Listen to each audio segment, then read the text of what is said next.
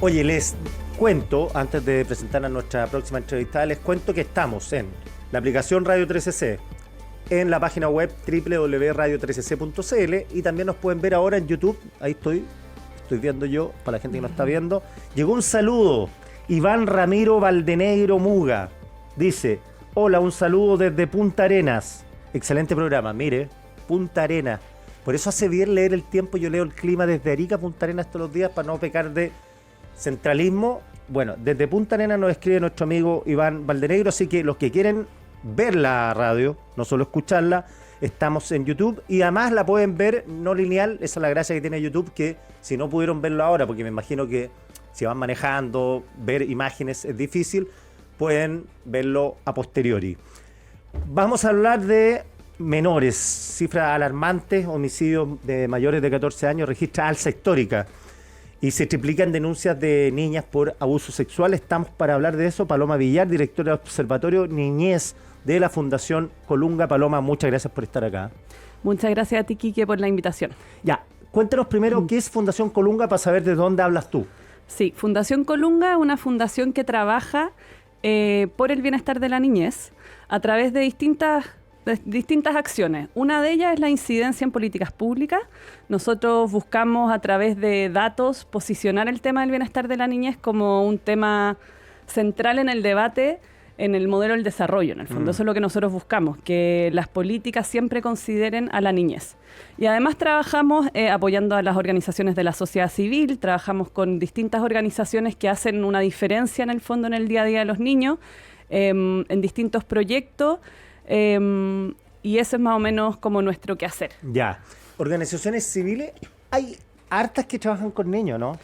Hay hartas que trabajan con niños. De hecho, nosotros tenemos una red que se llama Pacto Niñez, donde hay más de 150 organizaciones. Harta. Sí. Y estos son distintas iniciativas de gente común y corriente que se asocia, consigue financiamiento a través del Estado, a través de privados, y cada una se focaliza en distintas cosas. Exacto. O sea, bueno, todos sabemos, ¿cierto?, que en Chile muchas de las políticas públicas las implementa la sociedad civil. Claro. Entonces hay muchas organizaciones que trabajan como colaboradores del Estado, pero también hay otras que hacen sus propios proyectos y que van buscando financiamiento a través de privados, ¿cierto?, o de repente también en municipios, implementan sus proyectos, y te diría que cada vez más la sociedad civil es un actor más profesional en el fondo. Hoy día tenemos muchas organizaciones que trabajan con nosotros, que se evalúan, que muestran sus resultados y que realmente están generando un cambio en la vida de niñas y niños. Oye,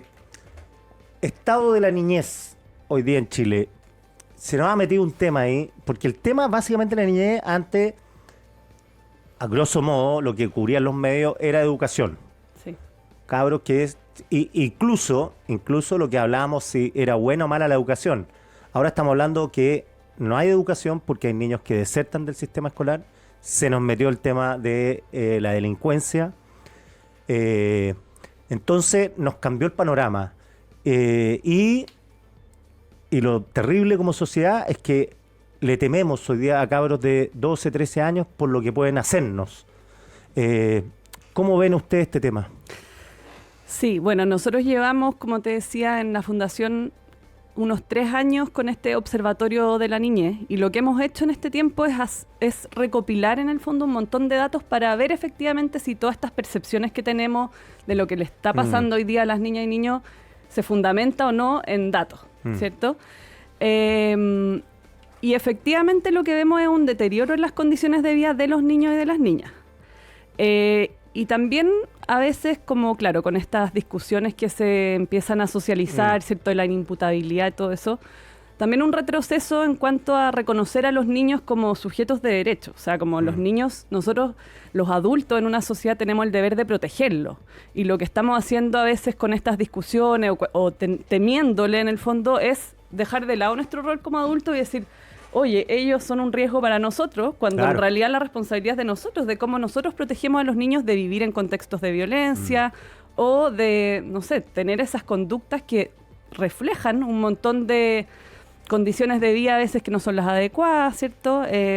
Vulneraciones de otros derechos, como el derecho a la educación, ¿cierto? El derecho al cuidado. Entonces, creemos que hay que siempre volver a enfocar el debate, ¿cierto? En decir los niños son sujetos de protección, son sujetos de derecho, y nosotros los adultos somos los que tenemos que ahí asumir esa responsabilidad y no responsabilizarlos a ellos, sobre todo tan chicos, ¿cierto? De cosas que tienen que ver con nuestra negligencia, a veces como sociedad y también como cuidadores. La experiencia de usted es importante a mi modo de ver porque pueden traer buenas noticias. Pasa con que uno que ha entrevistado de este tema un montón de veces, que ha cubierto todo lo que pasa con delincuentes juveniles, que uno tiene cierto pesimismo respecto de un niño de 10, 11 años que está en un entorno absolutamente vulnerado. O sea, me ha pasado que cabros delincuentes, claro, he empezado a investigar la vida, la biografía, y son los menos malos la familia. O sea, me acuerdo que uno de estos personajes icónicos, no voy a decir el nombre, de delincuentes juveniles icónicos que eran reiterados, claro, le hicimos un estudio, una vez reporteamos eso, y la mamá le robó al cabro que era para comprar pasta base. Entonces, te digo todo esto porque uno dice, ¿sabes qué? No hay vuelta, cabro que está en ese entorno a los 10, 11 años, no hay cómo sacarlo, y viene después y va a morir luego. ¿Ah? Bueno, eso es como quizás un problema que tenemos también de cómo entendemos lo que es el desarrollo de los niños y las niñas. Porque lo que nos dice hoy día la neurociencia, o sea, hoy día tenemos mucho más conocimiento que hace 15 años, claro, 20 que eran años. más intuiciones antes. Claro, y lo que sabemos hoy día es que el cerebro es tremendamente plástico, ¿cierto? Y que se han definido 2 grandes ventanas de oportunidad. Yo creo que eso vamos a ir avanzando y vamos a ver que hay muchas más, ¿cierto? Pero en el fondo está la primera infancia como una gran ventana de oportunidad. ¿Hasta qué edad? La primera infancia se define, bueno, hay algunos que lo definen como los 1000 primeros días, otros hasta los 6 años. Y la adolescencia también es una segunda ventana de oportunidad. ¿Qué quiere decir esto? O sea, hasta los 14, 15. De los 14 hasta los...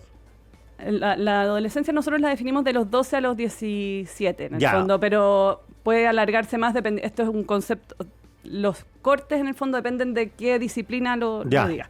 Pero en el fondo, en la adolescencia pasan muchas cosas a nivel cerebral. Los niños aprenden nuevas pautas de comportamiento, ¿cierto? Y eso tiene una base biológica, pero también el entorno es determinante. Entonces, cuando nosotros damos por perdido, en el fondo, a alguien de 12 años, es que estamos estamos muy cómodos en el fondo. Claro, perdiste el partido en el primer minuto y te quedan 89 minutos de juego todavía. Y hoy día uno sabe, o sea, uno conoce a los niños, niñas de 17, 18, 25 incluso, ya sabemos que no son niños, ¿cierto? A esa edad, pero vemos que uno cambia en la vida. Entonces, dejar de lado ese conocimiento que además tenemos casuístico, las personas cambian. Y más sobre todo cuando son pequeños. Creo que es como un acto de, no sé, de flojera también. Claro. Quizá. Que flojera también, que mirar para el lado.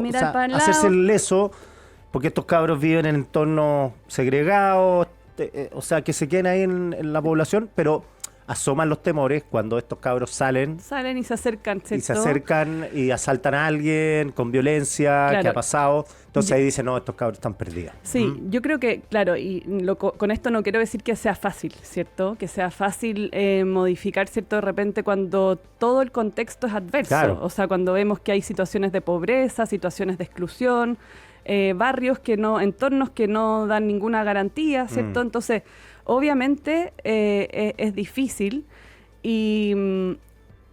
pero en el fondo cosas se pueden hacer y cada vez más sabemos que hay intervenciones que dan resultados y que tenemos que tener esa mirada, ¿cierto?, puesta como en el cambio, en la posibilidad de cambio que tienen los niños. Y ahí desde la criminología, por ejemplo, ahí está la teoría del desestimiento. ¿Qué es eso? Que en el fondo hay... En la criminología existe lo que se llama la curva de edad de delito, ¿ya? Y en la adolescencia, en el fondo, lo normativo, lo común, es que los niños quieran transgredir los límites, ¿cierto?, impuestos. Y eso lo vemos en todo nivel. O sea, un niño de... Es cosa de regresar la vida de uno. Exactamente, como éramos nosotros cuando éramos adolescentes. Pero la mayoría de los niños y las niñas dejan esas conductas. Claro. Y también revisemos la vida de nosotros, cómo éramos a esa edad y cómo estamos ahora. La mayoría de la gente al final se enriela, ¿cierto? Claro. Quiere tener una vida normal, quiere tener una familia, quiere tener un trabajo estable. Eso es lo que deseamos todos los miembros de una sociedad. Obviamente hay personas que no logran salir, ¿cierto? Claro. Pero la mayoría sí. Entonces, poner los ojos en ese hecho que la ciencia criminológica lo ha estudiado, es poner de nuevo la fe en las personas, ¿cierto? En que todos queremos ese tipo de vida y que tenemos que como sociedad brindar esas oportunidades. Ya, un cabro, por ejemplo, de 11 años, que ya agarró una pistola, que ya se drogó, que no está en el colegio, ¿cómo se trabaja con él? ¿Cómo se interviene teniendo en cuenta lo que dices tú que es clave? Que no se puede aislar a ese sujeto de su entorno. ¿Ah? ¿Cómo lo hacen? Porque para uno que está afuera dice, esto es casi imposible. Sí, yo creo que ahí lo primero es, a ver, hay que trabajar con la familia, hay que trabajar con el entorno. Los niños y las niñas no están en el espacio, ¿cierto? Claro. Entonces... hay que seducirlo y convencerlos de que es bueno. Exactamente, y brindar oportunidades. O sea, hoy día sabemos, por ejemplo, con la deserción escolar, lo difícil que es que un niño o una niña vuelvan al colegio cuando el colegio quizás no está preparado para acogerlo de vuelta. Claro. Entonces hay que trabajar con todo el entorno y hay algo que, bueno, también desde la criminología, los adultos significativos son muy importantes para cambiar el rumbo de... ¿Y esos quiénes son, por ejemplo? Bueno, por eso se dice trabajar con la familia. Claro. A veces eso no existe, pero a veces un tutor, ¿cierto? Un profesor, el mismo delegado, ¿cierto? El entrenador del equipo de fútbol. Entonces es importante trabajar con eso. Pero Quique, yo quería contarte también del trabajo que nosotros acabamos de publicar, que tiene que ver con otra cosa, porque a veces terminamos hablando siempre de los niños y las niñas que son los infractores, claro, ¿cierto? Como si ellos de un día para otro empezaran a tener estas conductas. Y son los menos, mamá. Y son los menos, es como decimos nosotros a veces la punta del iceberg. Claro. Y nosotros acabamos de lanzar un informe que tiene que ver con la violencia contra la niñez. Ya, ¿y eso qué contempla? Eso contempla, nosotros hicimos un trabajo sistemático de recopilar los datos tanto de denuncias a las policías como de encuestas que se le aplican a los niños en los últimos 10 años. Ya. Entonces quisimos ver si es que la violencia contra la niñez había aumentado o no en los últimos 10 años. ¿Y qué concluyeron? Bueno, vemos cifras bien preocupantes. Primero, en los registros oficiales, esto es las denuncias a las policías, vemos que en todos los delitos había un aumento en las tasas de denuncia. Eso es, y nosotros hacemos una separación entre distintos tipos de vulneraciones. Uno es el maltrato infantil, ¿cierto?, que tiene que ver con la violencia intrafamiliar, las vulneraciones al interior de la familia, el abuso sexual, la violencia sexual sobre todo contra las niñas, los delitos violentos en el fondo, que esos son... Todo eso pasa bajo un techo. No. El maltrato en la casa. Ya. La violencia sexual muchas veces también en la casa, pero también en el espacio público. Los delitos violentos muchas veces en el espacio público. Claro. Y ahí tenemos en el fondo todas estas esferas y el informe está ordenado por capítulos en el fondo dependiendo de estos tipos de expresiones de violencia. Oye, ¿y por qué crees tú que ha aumentado? ¿Hay más denuncias o realmente sí, y ese es el tema explotó? Sí, esa es la otra gracia del informe, que nosotros vemos las denuncias, que uno podría decir, las denuncias aumentan porque hay más denuncias. Claro. No necesariamente porque hay más delitos. Claro. Y la otra fuente que vemos son encuestas que ha ido aplicando el Estado de Chile sistemáticamente para medir la violencia hacia los niños desde los niños. Entonces ahí analizamos el CIMSE, por ejemplo, que le preguntan a niños de cuarto básico si les pegan en el colegio. También vemos el bullying, también lo analizamos. Está la encuesta de polivictimización, que hizo una medición pre-pandemia y post-pandemia, entre séptimo y tercero medio, y ahí hay muchas expresiones de la violencia, y ahí vemos que entre la pre y la post-pandemia hay un aumento, sobre todo en el maltrato, esto es al interior de la familia, en la violencia psicológica, pero la violencia física más o menos se mantiene. Hoy día 1 de cada 10 niños te dice que algún adulto de su entorno los ha golpeado el último año. Ya, y ese adulto del entorno son Cuidado. padre, madre, la pregunta, abuelito, sí, para ser tío. bien específico, es... Ahora quiero que hables de los adultos que tienen que cuidarte. Ya. Papá, mamá, algún pariente, claro, o alguien que te cuide en la casa. ¿Y qué sale de ahí, básicamente? Eso, como te decía, 1 de cada 10 niños de entre séptimo y tercero medio dicen que sí, que alguien les ha golpeado, cacheteado en el último año. Cuando uno pregunta en la vida, es 1/3. Chuta, ya. Harto. Entonces, y eso, entre la pre y la post-pandemia más o menos se mantiene, y lo que vemos si un aumento es en los que dicen de la violencia psicológica, es decir, en tu familia alguien te trata de tonto, te insulta, te hace sentir mal, te dice que no te quiere, ¿ya? Y eso aumentó radicalmente, sobre todo entre las niñas. ¿ya? Ya. Y hoy día es como 2 de cada 3. Entonces vemos un aumento en la violencia psicológica, una mantención más o menos en la violencia física y otras cosas que esta encuesta mide que no se habían medido antes en Chile, que es la negligencia, es decir, niños que dicen, a mí nadie me cuida, por ejemplo, si estoy enfermo, nadie se preocupa de llevarme al colegio, que alcanza como un 10%, Ya. y también el caso de niños que dicen que alguno de los adultos de la familia lo ha mantenido apartado del otro padre, que eso también es como un 10% en la vida. Ay, qué pena todo. Ah, Ya, uf. eso es una encuesta que es representativa a nivel nacional, que se midió entre 2017 y 2023. Y vemos ese aumento, ya en el maltrato en general, viendo estas 4 expresiones, lo más extendido es la violencia psicológica, pero también están estas otras expresiones que, pucha, son súper dolorosas, ¿cierto? Sí, pues sí. Además, claro, hay potenciales niños que se pueden descarriar, como decía, y unirse a los menos por la poca atención de los padres. Ahora, las razones de todo esto, las razones de por qué decirle tonto, las razones de no llevarlo al colegio, las razones de no prestarle atención, las razones de tratar de separarlo del padre o de la madre, ¿qué hablan de la salud mental, no de los niños en este caso, sino de los adultos? De los adultos. Claro, y ahí como nosotros, lo que dice toda la literatura y lo que uno también puede como ver en la vida de la gente que uno conoce, claro, o de uno mismo, ¿cierto? Es que hay 3 como explicaciones, ya, ¿cierto? Uno es el estrés familiar, ¿cierto? Que tiene mucho que ver con las condiciones económicas, el apoyo social, ¿cierto? Y lo que también hemos visto, nosotros tenemos otro informe que lanzamos el año pasado, que es el Informe Nacional del Bienestar de la Niñez, y uno de nuestros indicadores es el apoyo social que tienen las familias. Y vemos que ha aumentado el porcentaje de niños que viven en familias que dicen no tengo nadie que me ayude a cuidar a los niños, que ya, es como un cuidado, 20%. que el temón de Claro. este siglo. Y eso, estamos en una crisis, y eso lo muestran las cifras, ¿cierto? Vemos que las familias también, hay más familias monoparentales hoy día, hay menos familias extendidas también. Entonces, obviamente una familia donde hay un solo cuidador o hay 2 cuidadores, pero trabajan largas horas, el estrés familiar es un determinante, ¿cierto?, del maltrato. Ahora, eso no justifica, ¿cierto? No. Pero explica. El otro tema tiene que ver con cómo fuimos socializados nosotros también. Porque sabemos que la violencia... Los que hoy somos adultos. Los que hoy somos adultos. Sabemos que la violencia hace 30 años era normal, era lo que había que hacer. En el fondo, nuestra Claro. sociedad era un patrón cultural que existía. Para que aprenda. Para que aprenda, ¿cierto? La disciplina violenta que se le llama. Hoy día... Te pegaban en el colegio más. Claro. Y nadie alegaba. Nadie No alegaba. estoy diciendo que fuera bueno que nadie alegaba. Exacto, pero hoy día ya... O sea, la Convención de los Derechos del Niño se firmó en el 89. O sea, hasta antes de eso no habían derechos especiales para los niños. Ya. Los niños eran hijos, o sea, los padres eran dueños de los hijos.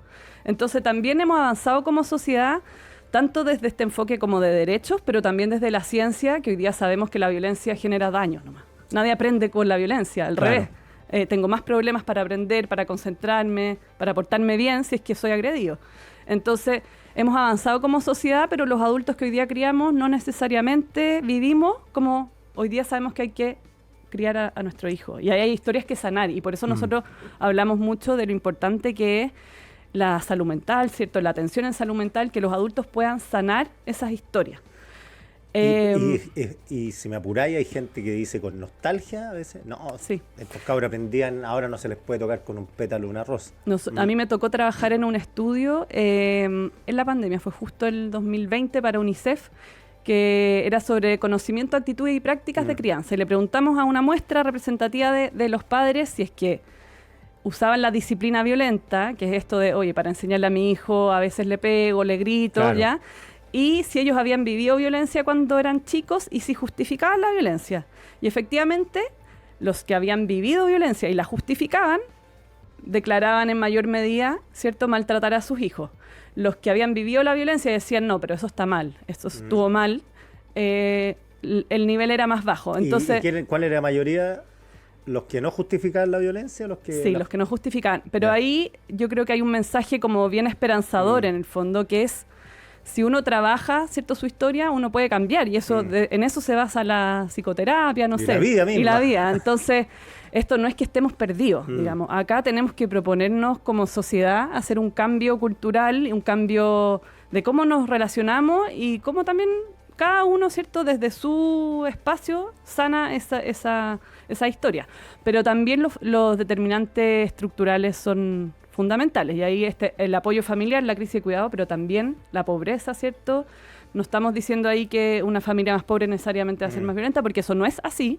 Lo que sí estamos diciendo es que hay contextos que son más violentos. Hay barrios que son más violentos, Obvio. que hay menos oportunidades. Entonces, por mucho que uno sea una familia resiliente y todo, ese niño va a estar más expuesto a violencia en el entorno. Hay que andar protegiéndolo constantemente y eso también es un estrés. Exacto, Estamos por eso, sí. y acá quiero ser súper clara, o sea, en el maltrato, cuando vemos por nivel socioeconómico, no hay muchas diferencias. Eso te iba a preguntar si es transversal el maltrato. Es ¿no? transversal.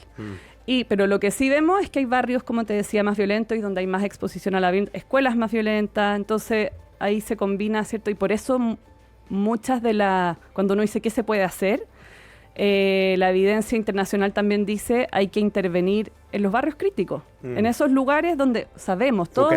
Focalizar ahí.